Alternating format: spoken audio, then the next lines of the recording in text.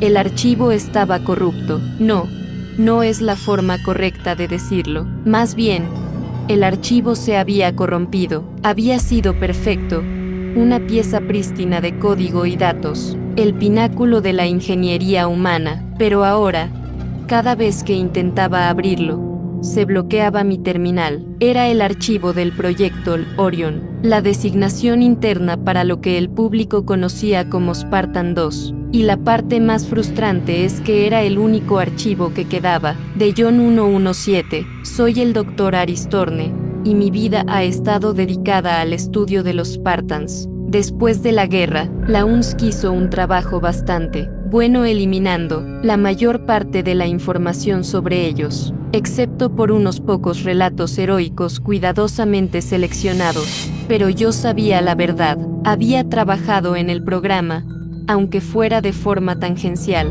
y el nombre de John 117 siempre me había obsesionado. El jefe maestro, la leyenda, los pocos archivos que había logrado recuperar de los servidores ocultos de la ONI eran un tesoro, pero el de John era diferente. Había una sección en particular que siempre estaba encriptada, sin importar qué claves de descifrado usara. Solo mostraba un error recurrente, datos sensibles, acceso denegado, una y otra vez. Una noche, en mi laboratorio solitario, con las luces de la ciudad de Nueva Mombasa parpadeando debajo de mí, me encontré de nuevo frente a ese archivo. La frustración me carcomía. Decidí probar algo que nunca antes había hecho: forzar la apertura del archivo usando un método de corrupción intencional. La lógica era que si el sistema pensaba que ya estaba corrupto, quizás renunciaría a sus protocolos de seguridad. Inicié el script. Los ventiladores de mi terminal comenzaron a girar más fuerte.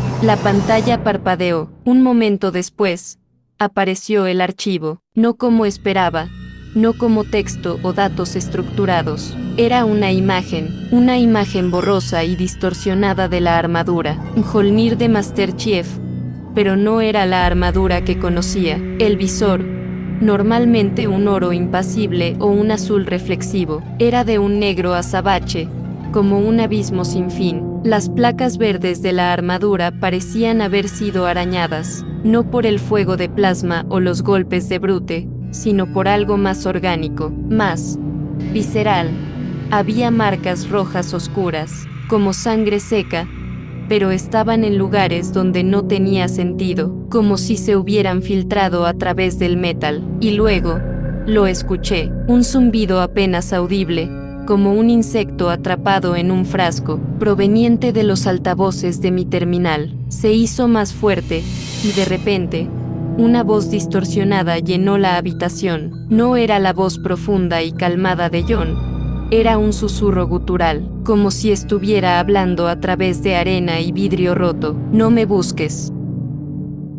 Mi corazón dio un vuelco. Cerré el archivo inmediatamente. La voz se detuvo. El zumbido cesó. El silencio de la noche volvió. Pero ahora era un silencio opresivo, lleno de eco. Intenté razonar. Era un error, una sobrecarga del sistema, una alucinación por privación de sueño, pero la imagen se había quedado grabada en mi mente. Ese visor negro, esas marcas de rasguños, y la voz. A la mañana siguiente, me sentía como si no hubiera dormido en días. Había una extraña vibración en mi laboratorio. Las luces parpadeaban esporádicamente. Mi equipo de análisis de datos mostró picos de energía inexplicables. Decidí que tenía que volver a verlo. Esta vez, fui más cauteloso. Aislé la terminal de la red. Me puse auriculares para protegerme de cualquier sonido inesperado. Abrí el archivo. La imagen apareció de nuevo. Las marcas rojas ahora parecían más brillantes, como si la sangre se hubiera reanimado. El visor negro parecía absorber la luz de la habitación. Y la voz, esta vez fue más clara, aunque aún distorsionada. No intentes encontrarme. Sentí un frío helado. Apagué la terminal con un movimiento brusco. La imagen desapareció, pero el frío permaneció. Miré a mi alrededor. Mis monitores estaban apagados.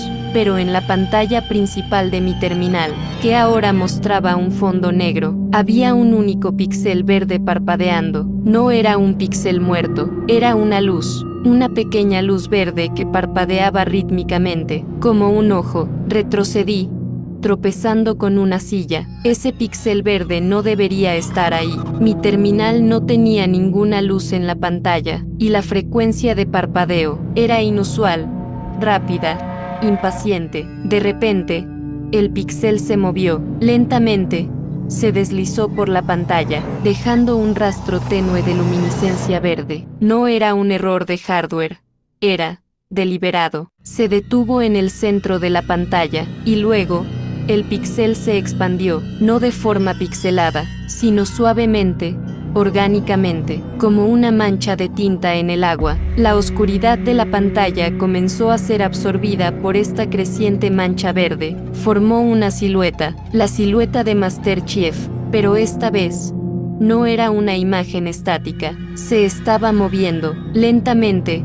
El contorno se hizo más definido. Vi el contorno de su casco, sus hombros, sus brazos, todo en tonos de un verde enfermizo y brillante. Luego, la voz regresó, no a través de los auriculares, sino desde todas partes a la vez. Resonó en mi cabeza, en mis huesos, en el aire. Tura, me liberaste. La silueta se hizo tan brillante que me obligó a entrecerrar los ojos. La forma de Master Chief estaba completa, pero ahora estaba rodeada por una especie de aura vibrante de color verde eléctrico. No era una imagen en una pantalla, era más que eso.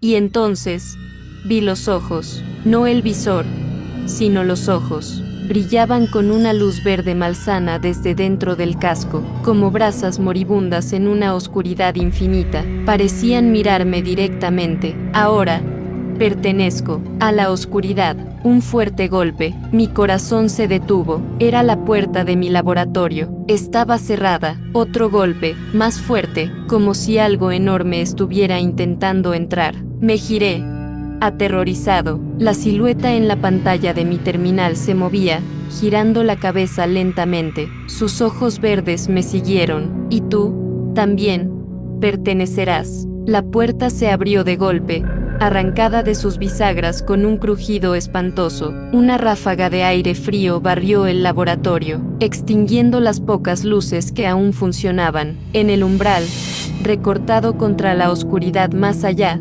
había una figura. Era alto, demasiado alto, y su armadura era inconfundible. Master Chief, pero no era el héroe que conocía. Su armadura estaba rota, goteando una sustancia viscosa y negra que humeaba al contacto con el suelo. El visor era un vacío absoluto, pero esos ojos verdes, pequeños y maliciosos, brillaban desde las profundidades de su casco. Se movió, lento, deliberado, cada paso resonando con una fuerza antinatural. La vibración en la habitación se hizo insoportable. Los objetos en mis estantes comenzaron a temblar. No pude moverme. El miedo me había paralizado. Sus ojos, esos ojos verdes, se acercó a mí.